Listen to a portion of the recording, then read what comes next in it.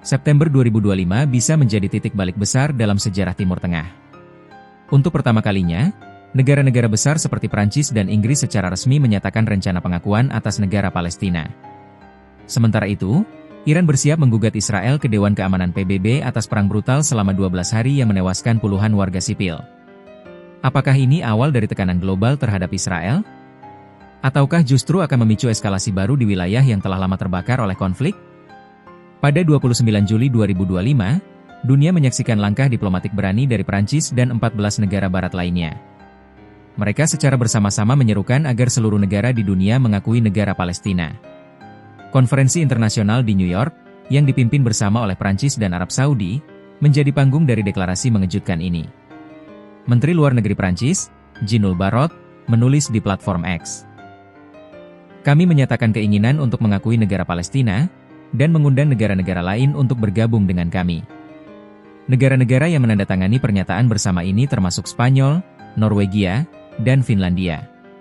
Tak hanya itu, 9 negara seperti Australia, Kanada, dan Selandia Baru yang sebelumnya tidak mengakui Palestina menyatakan kesediaan positif untuk melakukannya.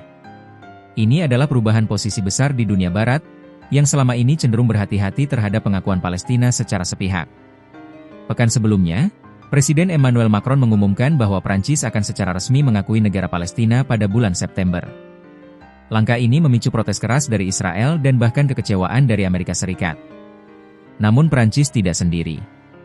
Perdana Menteri Inggris, Keir Starmer, juga menyatakan bahwa Inggris akan mengikuti langkah yang sama juga pada September kecuali jika Israel mengambil langkah-langkah substantif, termasuk gencatan senjata di Gaza. Dalam pidatonya dari Downing Street, Starmer berkata, "Tujuan kami tetap sama, Israel yang aman berdampingan dengan Palestina yang layak dan berdaulat." Langkah dari Prancis dan Inggris ini menjadikan mereka negara G7 pertama yang siap secara resmi mengakui Palestina sebagai negara merdeka dan berdaulat. Solusi dua negara telah lama dianggap sebagai satu-satunya jalan keluar yang adil dan damai bagi konflik Israel-Palestina. Namun dalam beberapa tahun terakhir, harapan atas solusi ini kian meredup. Perluasan permukiman ilegal Israel di tepi barat, blokade Gaza, serta agresi militer yang terus berulang, membuat banyak pihak menilai bahwa solusi dua negara semakin sulit diwujudkan. Kini, dunia internasional tampaknya mulai bergerak bukan hanya untuk memulihkan harapan itu, tapi juga memberi tekanan diplomatik nyata terhadap Israel. Sementara itu di sisi lain Timur Tengah, Iran juga mengambil langkah dramatis. Kazem Gharibabadi, Wakil Urusan Hukum dan Internasional Kementerian Luar Negeri Iran, menyatakan bahwa negaranya tengah merampungkan berkas gugatan internasional terhadap Israel. Langkah ini merupakan buntut dari perang 12 hari antara Iran dan Israel yang dimulai pada 13 Juni lalu.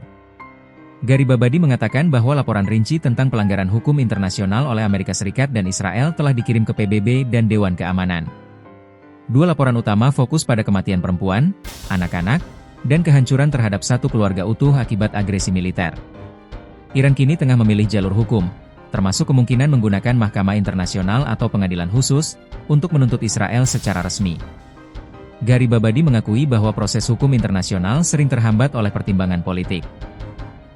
Namun, ia menekankan bahwa upaya ini tetap akan menjadi tuntutan hukum utama Iran di panggung internasional.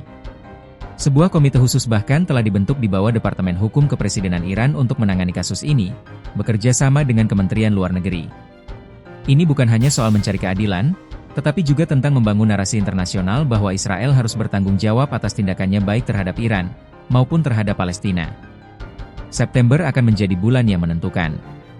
Jika Prancis dan Inggris benar-benar mengakui negara Palestina, tekanan terhadap Israel akan datang bukan hanya dari negara-negara Timur Tengah, tapi juga dari sekutu dekat di Eropa. Sementara itu, gugatan Iran bisa menjadi presiden baru dalam upaya hukum internasional terhadap kejahatan perang yang dilakukan negara. Pertanyaannya sekarang, akankah ini membuka babak baru dalam perjuangan kemerdekaan Palestina? Atau justru memicu reaksi keras dari Israel dan sekutunya? Kami akan terus mengikuti perkembangan ini untuk Anda.